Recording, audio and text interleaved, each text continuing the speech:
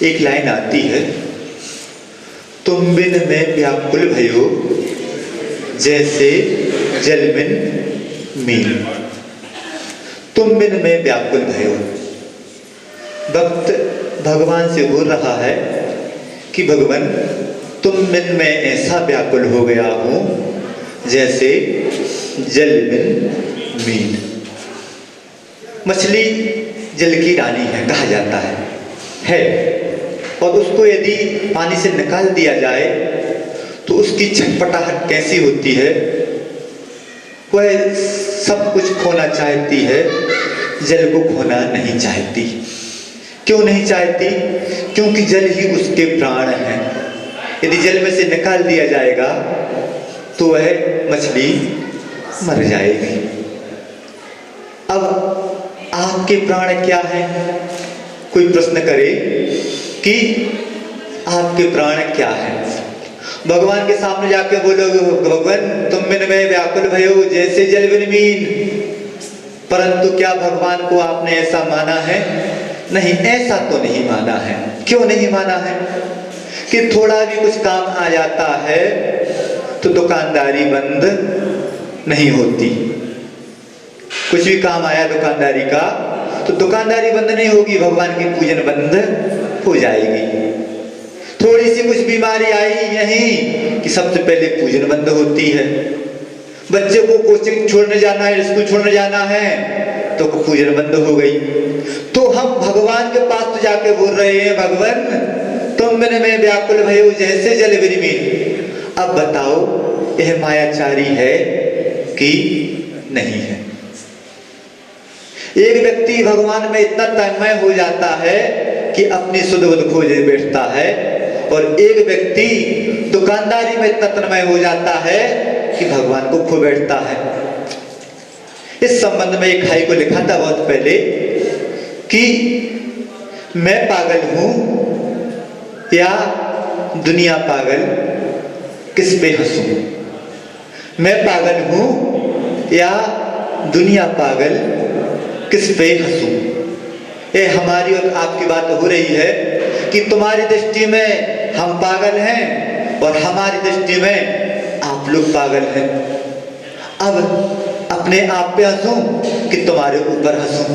क्यों? क्योंकि तुम हमें पागल समझ रहे हो और हम तुम्हें पागल समझ रहे हैं और देखा जाए तो दोनों पागल हैं। पागल कैसे हैं? आप कैसे पागल हैं और हम कैसे पागल हैं?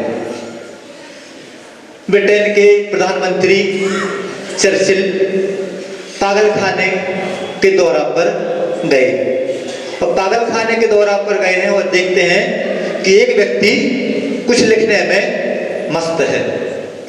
उस व्यक्ति के पास गए और पूछा क्यों भाई क्या कर रहे हो? तो वह बोलता है कि देख नहीं रहे हो कि मैं पत्र लिख रहा हूं। बोलते हैं कि पत्र में क्या किसके लिए लिख रहे हो? तो बोलता है कि पत्र में अपने आप के लिए लिख रहा हूं। फिर पूछा कि पत्र में क्या लिख रहे हो? तो वह पागल हंसने लगा और बोलता है कि पागल हो तुम क्या? जब पत्र हमारे पास आ जाएगा और हम पढ़ लेंगे तब मालूम चलेगा कि पत्र में क्या लिखा है। अब सोच लीजिए कि आपकी कुछ ऐसी क्रियाएं हो रही हैं कि क्रियाएं तो होती चली आ रही हैं परंतु आपको मालूम ही नहीं कि क्या क्रियाएं हो रही हैं। अब क्या क्रियाएं होंगी और उनका क्या फल प्राप्त होगा यह आपको मालूम है ही नहीं।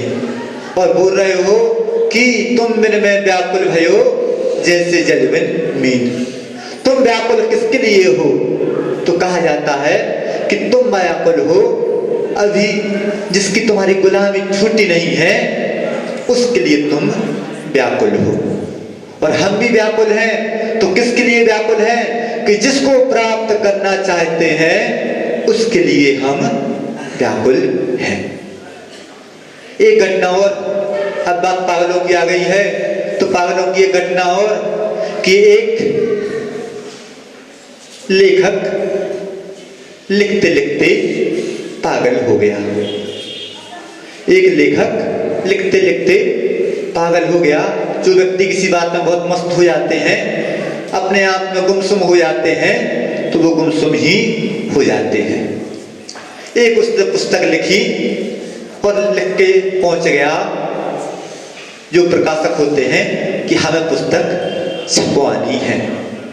अब वह देख रहा है कि पुस्तक के पहले पृष्ठ पर लिखा है कि एक राजा घोड़े पर सवार होकर जंगल की सैर के लिए जा रहा है, और बस 500 पृष्ठ में एक ही एक बात लिखी, कड़वक कड़वक कड़वक कड़वक कड़वक कड़वक। जब पृष्ठ पलटता गया और आखिरी पृष्ठ पर खोल के देखा गया कि उस पर लिखा है कि राजा जंगल पहुंच गया। अब सोच लीजिए कि ऐसा पागल कौन है कि राजा जंगल जा रहा है और कड़वक कड़वक कड़वक कड़वक होती चली जा रही है और राजा जंगल पहुंच गया है। अब बताओ ऐसा पागल कौन है? ऐसा पागल तो पूरी दुनिया ही ऐसी पागल है कि जन्म लिया, कड़वक कड़वक शुरू हो गई, जिंदगी भर भागता रहा भागता रहा भागता रहा और आखिरी में शमशान घाट पहुंच गया। अब सोच लीजिए कि हमारी यात्रा हो तो रही है, परंतु हमारी यात्रा कैसी हो रही है कि एक हाई को लिखा था, फिर इसी बात को लेकर हाई को क्या था कि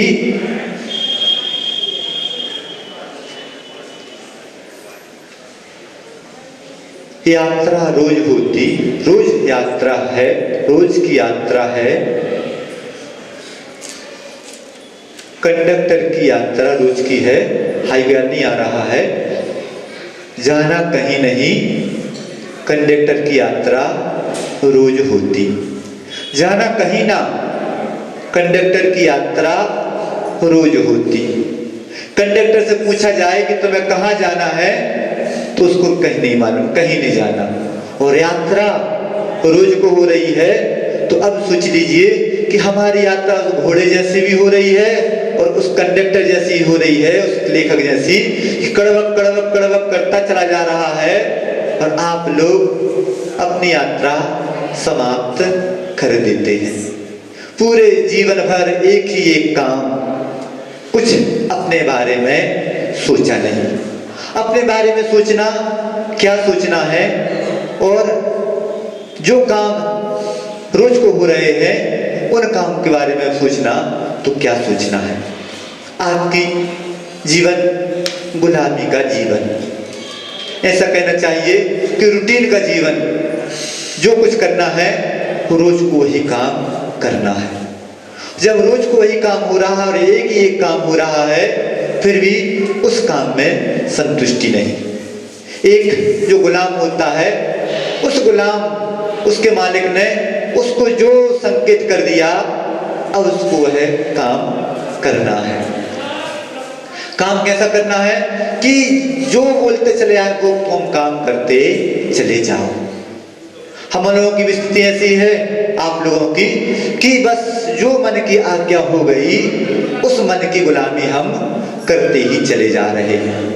एक व्यक्ति था, उसने एक जिन्न सिद्ध कर लिया और जिन्न बोलता है कि कुछ काम बताओ। उसने बता दिया एक काम। अब जिन्न तो जिन्न है, बस 1 मिनट में वह काम हो गया। फिर बोलता है मुझे काम बताओ, फिर काम बता दिया। जितने काम थे सब काम बता दिए। अब वह जिन्न बोलता है कि मुझे कोई काम बताओ। तो बस अब वह बोलता है, उसका जो मित्र था उस मित्र से समझ ली। मित्र बोलता है कि बस उससे बोल दो कि यह सामने सीढ़ी लगी हुई है, नसेनी लगी हुई है, इस पे चढ़ो उतरो, चढ़ो उतरो। तो जो समझदार व्यक्ति होता है वह अपने मन को अपना गुलाम बना लेता है, और जो व्यक्ति समझदार नहीं होता है वह गुलामी करता रहता है। हमारी भी क्या गुलामी हो रही है कि बस चढ़ो उतरो, चढ़ो उतरो। गुलामी आखिर क्या चीज है? और हम गुलामी कर रहे हैं तो किसकी गुलामी करते हुए हम पागल हुए जा रहे हैं? तो सबसे पहले लोभ लालच की गुलामी अभी हमारी समाप्त नहीं हुई है। हर व्यक्ति जीवन जी रहा है और उसका उद्देश्य हो गया कि अपना काम बनता, भाड़ में जाए जनता। बस स्वार्थ की यात्रा। स्वार्थ, कैसा स्वार्थ?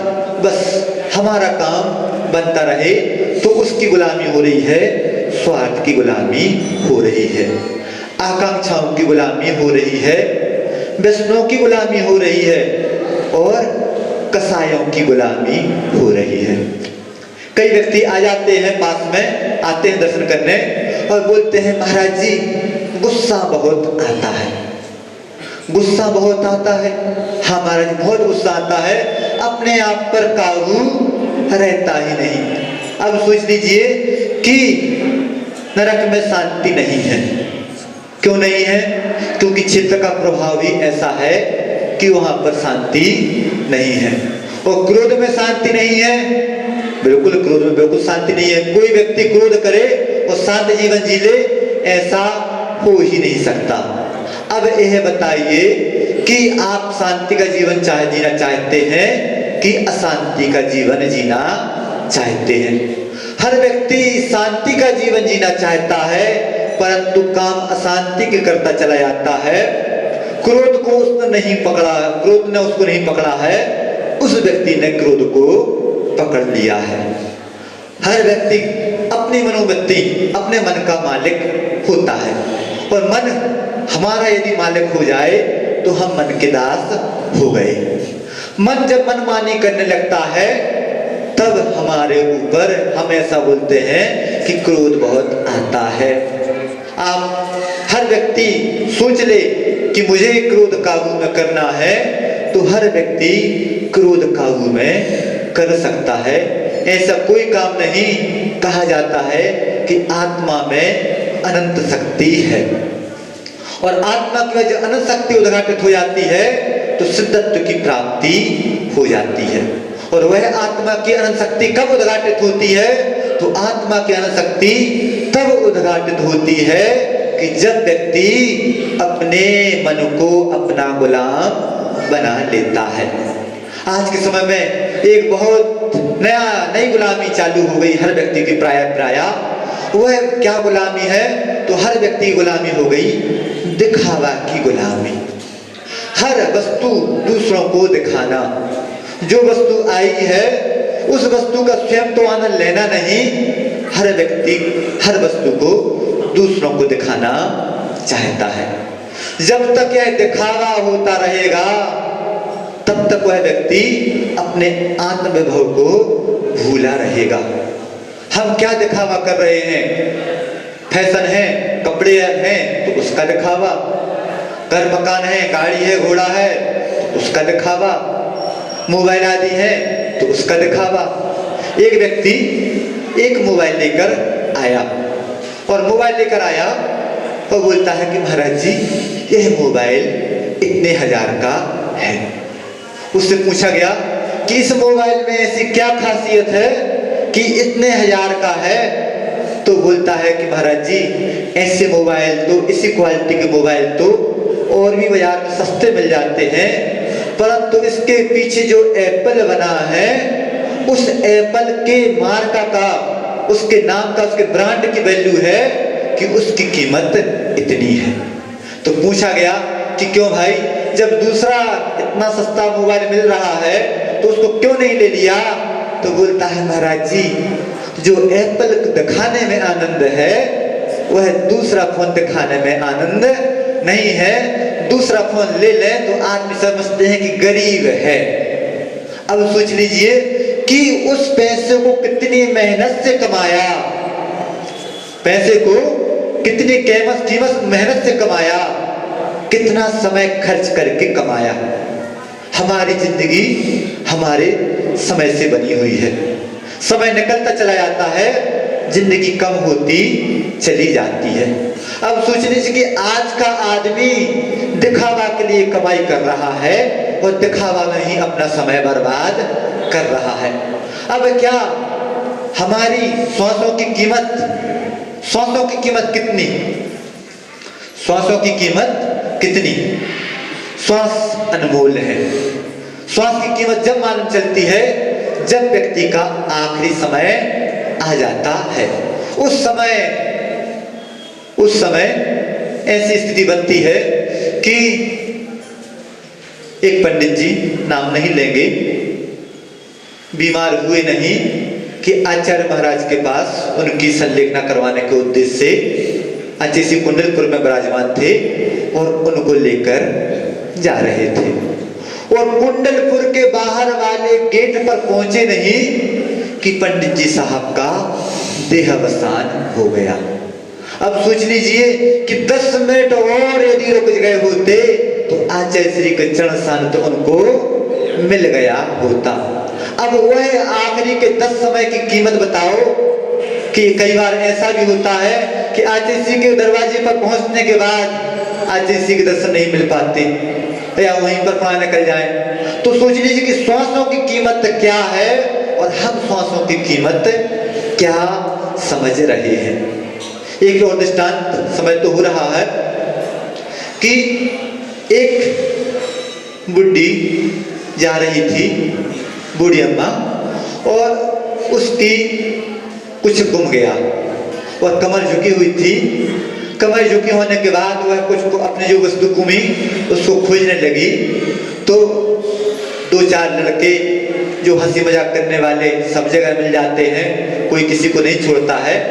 तो वहां पर जाके उस बूढ़ी अम्मा की हंसी मजाक करने लगे और बोलते हैं कि क्यों दादी, तुम्हारा क्या गुम गया कि जो तुम्हारी कमर झुक गई? तो दादी बोलती है कि बेटा, हमारी जवानी गुम गई है, उसको खोज रहे हैं और उस जवानी गुमने में हमारी कमर झुक गई है। अब सोच लीजिए कि हर व्यक्ति बूढ़ा होता चला जा रहा है और समय रहते यदि जो करना है, जो प्रयोजन सिद्ध करना है, उस प्रयोजन को यदि सिद्ध नहीं किया तो जब जवानी खो जाएगी, जब कमर झुक जाएगी, जब शरीर में ताकत नहीं रहेगी, जब इंद्रियां अपना काम करना बंद कर देंगी, उस समय क्या अपना आत्महित सोचोगे? नहीं। उस समय यदि अपना आत्महित खोजोगे तो हाथ में कुछ आने वाला नहीं है। यदि आत्महित करना है तो समय रहते हुए आत्महित करना शुरू कर दो। ऐसे पागलों जैसा काम करते आ रहे हैं, कब से करते आ रहे हैं? तो कहा जाता है कि अनादिकाल से पागलों जैसा काम करते चले आ रहे हैं और यदि ऐसा ही काम करते रहे तो अनंत काल तक पागलों जैसा काम ही होता रहेगा। आचार्य महाराज ने मूक माटी में मुनि महाराज के लिए भी पागल शब्द से संबोधित किया है।